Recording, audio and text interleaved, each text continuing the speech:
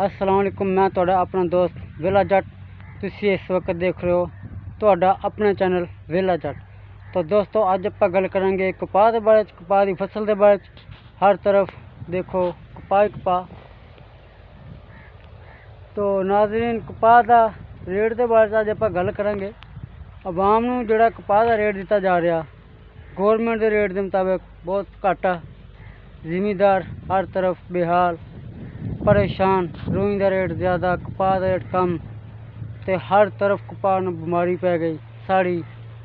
तो कपाह कम अज़ कम एकड़ 5 तो 7 मन कपाह निकले जिहड़ा कि जिमीदार के खर्चे ही पूरे नहीं हो रहे। तो दसो उन्होंने गरीबा ने साल खाना कितों।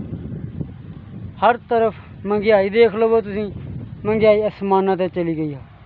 सियासत देख लो कोई किते नहीं, ना इलैक्शन ना सियासत, ना कपाह गरीब आवाम रोटी तो तंग, ना कपड़ा ना मकान।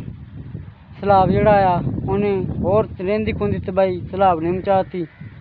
कोई किसी का यानी कोई बहाने नहीं रहा। अगे तुम दसना चलो गरीब बंदे का जड़ा अमीर बंदा सी, अमीर होंदा गरीब का हथ फड़ लेंदा सी, चलो कोई नहीं माड़ा टाइम आ गया तो रल मिल के नगा लईए। अजकल वो सिस्टम भी कोई नहीं।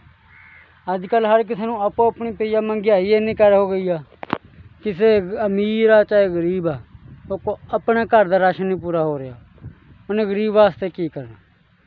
देख लो अगे घ्यो हुंदा सी 100 150 रुपया 150 रुपये किलो, अजकल 500 रुपया 530 इत्थे मिल रहा।